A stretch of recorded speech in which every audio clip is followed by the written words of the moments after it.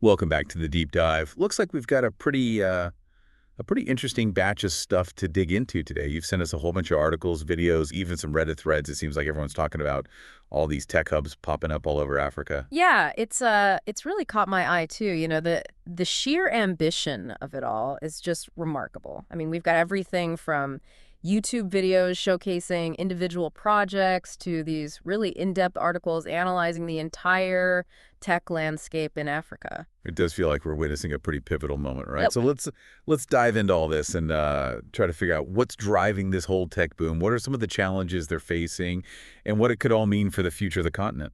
All right. Well, it seems like just about every country in Africa is trying to grab a piece of that Silicon Valley magic. Mhm. One that really jumps out from your research, though, is Rwanda's Kigali Innovation City, KIC. Oh yeah, KIC. They're putting what, a whopping $2 billion on the table to try to become the Silicon Valley of Africa. Hmm? Pretty ambitious. Yeah, 2 billion. That's a serious commitment.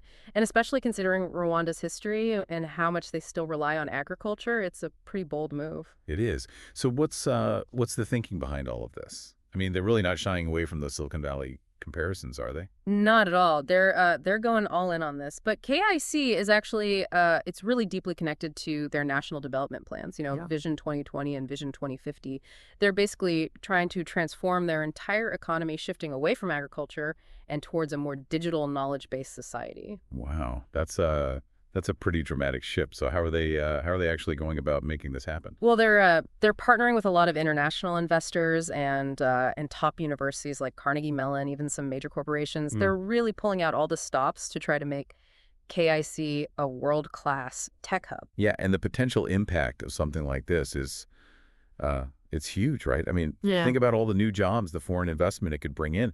They're even hoping to reverse Africa's brain drain and get talented professionals to come back to the continent. Exactly. The ripple effects could be massive. Now, you also sent over some stuff on Cape Town, which seems like it's another major contender for that Silicon Valley of Africa title. Oh, yeah. Cape Town's got a pretty impressive tech scene already. Actually, over 40,000 jobs in the sector, I think. And they've attracted some big names, like Amazon, Panasonic. And they've got some homegrown success stories, too, like Luno and Yoko. Yeah, and it looks like their government's really pushing things forward too, right? They've launched that digital skills agenda and even introduced a new nomad visa specifically to try to attract tech talent from overseas. Oh yeah, they're definitely not sitting on the sidelines. But even with all this momentum, you also included some interesting conversations from Reddit where people are kind of questioning whether Cape Town can really compete on that global level. Yeah, those Reddit threads were they were pretty interesting. A lot of people brought up some really valid points too, things like the difficulty of getting work visas, some restrictive regulations, limited access to capital markets, even concerns about safety and competition from these already established tech hubs. It's a good point. It's a reality check. It reminds us that this tech boom isn't just a two-horse race between Rwanda and South Africa. There are a lot of other countries out there with some really exciting tech scenes that are starting to emerge. Definitely. You had some stuff on Botswana, for example. They're investing, what, $60 million in their own Silicon Valley style tech hub? That's right. And then you've got Zambia, which is seeing a huge surge in fintech, attracting international players like Cellulant and Paga. And even beyond that, we're seeing countries like Uganda, Tunisia, Ghana, Kenya, all getting recognized as emerging tech hubs. It really does feel like a continent-wide Yeah. movement, Like every country is trying to carve out their own space in this global tech landscape. Yeah, it's pretty remarkable. But ambition alone can't fuel this kind of growth, right?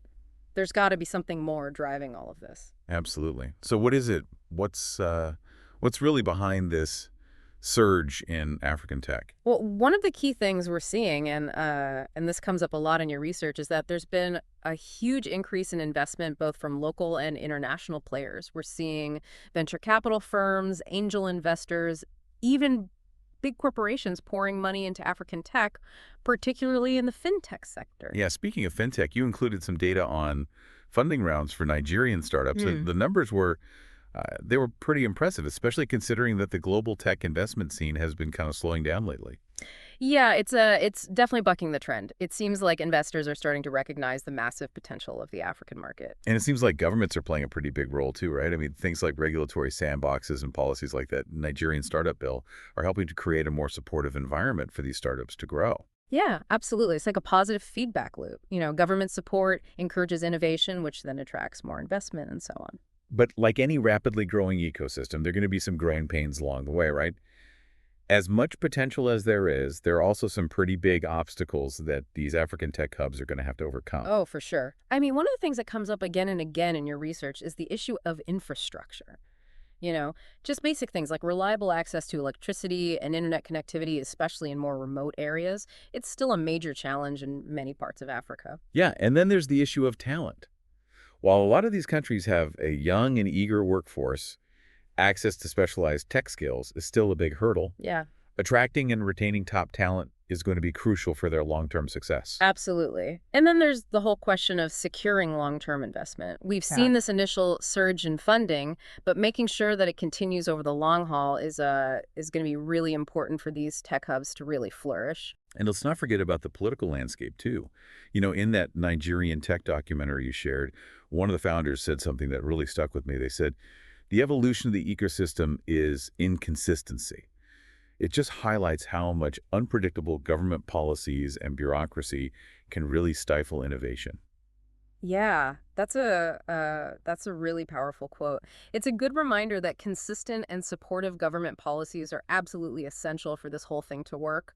But it's not just about the structural challenges either. We have to talk about the people behind all of this, the incredible human element that's driving this growth. Oh, absolutely. Reading through all this research, it's just so inspiring to see all these stories of these passionate entrepreneurs, developers, tech enthusiasts all over the continent. They're facing these challenges head on with incredible resilience and this drive to create solutions for their communities. Really remarkable. And that's where the role of these incubators and tech hubs becomes even more important. They provide resources, mentorship, a sense of community for all these innovators. It helps them to overcome those initial hurdles and fosters collaboration. Yeah, we saw some great examples of that in your research. In Johannesburg, for instance, those tech hubs are bringing together all sorts of people, creatives, entrepreneurs, investors, all collaborating and building solutions using cutting-edge technology. It's a really vibrant Right. scene. It really is. And you can just feel the energy in those spaces. Hmm. The ingenuity, the drive, this unwavering belief in the power of technology to transform lives. It's contagious. So I guess what we've gathered so far is that Africa's tech scene is it's brimming with potential. Mm. It's vibrant, ambitious, it's attracting serious investment. But But there's a but. There are still some pretty significant challenges that need to be addressed if all that potential is going to be realized. right, of course. But before we get too deep into those challenges, I'm actually kind of curious to hear your thoughts on the specific kinds of innovations that are coming out of all these tech hubs. Oh, yeah, definitely. Well, you know how fintech kept popping up all over the place in your research? Well, it's not just hype. Financial technology is, without a doubt, the hottest sector in Africa's tech scene right now. It really was everywhere. Yeah. So what do you think is driving all this excitement around fintech in Africa specifically? Well, think about the unique landscape you have in Africa, right? A huge portion of the population doesn't have access to traditional banking services, but at the same time, mobile phone penetration is incredibly high. So you've got this huge demand for financial solutions that are specifically tailored to the needs of African consumers and businesses. And that's where fintech comes in. So these startups are kind of bridging that gap, right? And offering things like mobile money, digital payment platforms, Yeah. micro lending, even investment opportunities. Exactly. And they're attracting a lot of attention from investors, too. Remember those impressive funding rounds we were talking about earlier with those Nigerian fintech startups? Even with the global tech investment slowdown, they're still managing to pull in serious capital. It's clear that investors see the potential here. But is it all just about fintech, or are there other areas where we're seeing some interesting innovation coming out of these tech hubs? Fintech is definitely the dominant force right now, but it's not the whole story. Yeah. You included some pretty fascinating examples of innovation in e-commerce, education technology, healthcare, even agri-tech. Oh, yeah. That YouTube video about the Braamfontein Digital Hub in Johannesburg was it was really cool. They had startups creating educational toys using CNC machines for all sorts of innovative product development, even working on artificial intelligence solutions. Yeah, those are great examples because they show you how much diversity there is in the types of innovation that are happening.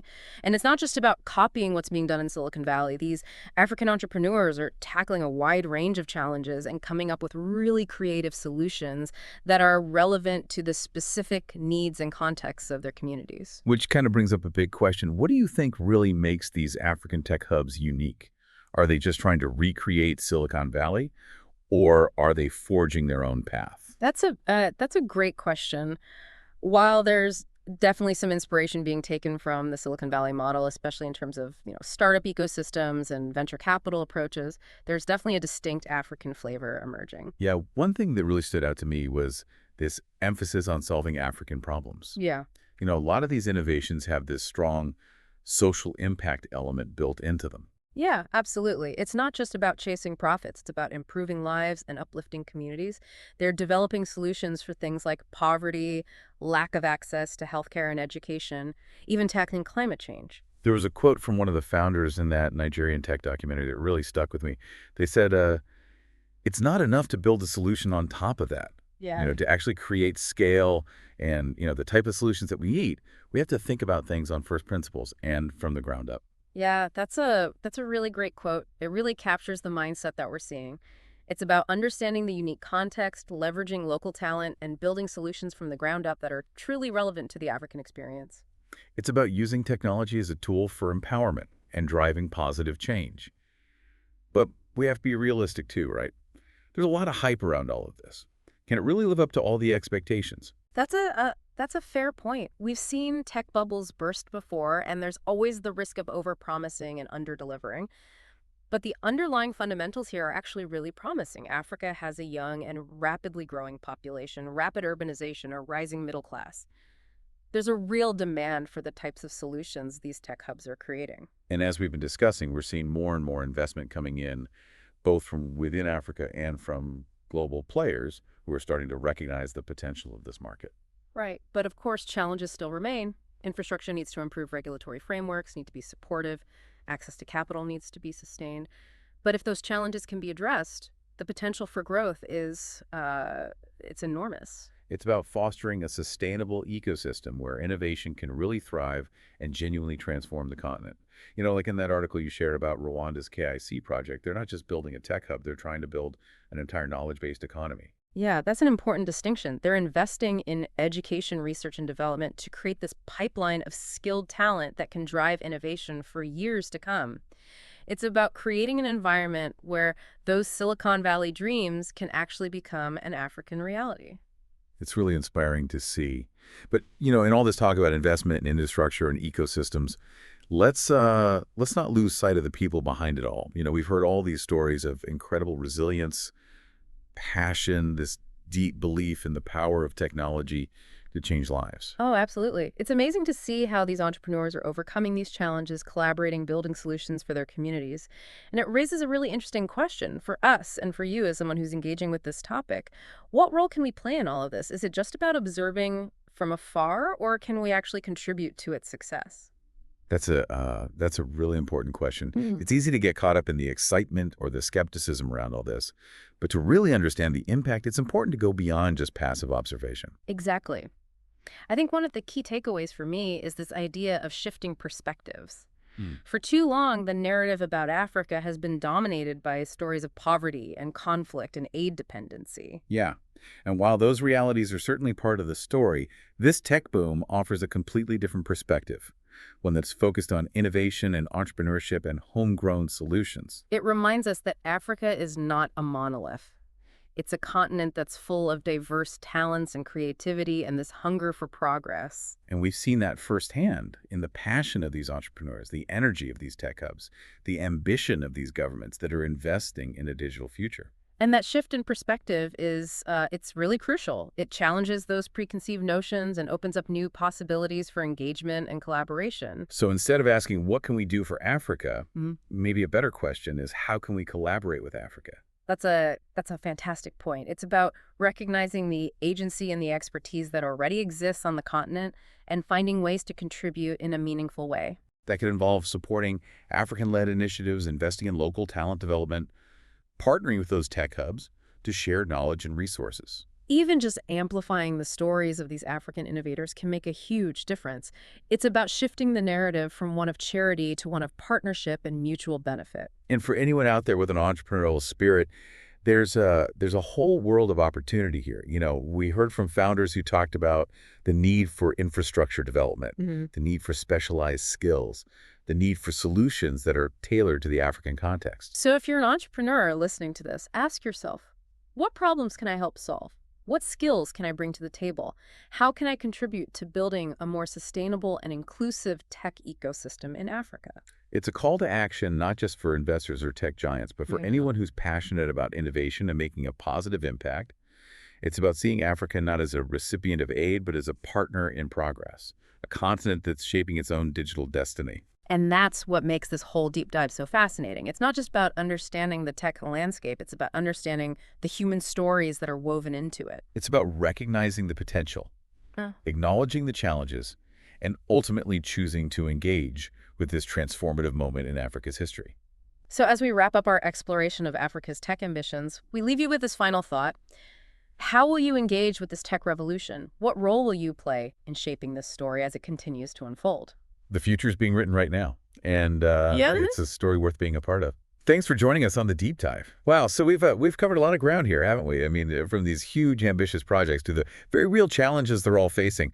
But as we wrap up our deep dive into all your research, I'm curious what's your biggest takeaway from all of this? Yeah, it's been a fascinating journey through all the stuff you sent over, hasn't it? I think for me, one of the things that's really striking is just how diverse the African tech landscape really is. It's not just about trying to copy Silicon Valley. It's about creating something new, something that's uniquely African. That's a good point. Yeah. It really does feel like there's this energy, this real determination to create solutions that are tailored to the specific needs and context of the continent. Exactly. And all those examples of fintech innovation we talked about, that's a prime example of how African entrepreneurs are tackling these challenges of financial inclusion head on. They're leveraging the fact that mobile phones are so widespread and using that to create solutions that are accessible and that can really make a difference. And it's not just fintech either. Your research highlighted all sorts of interesting developments in areas like agritech.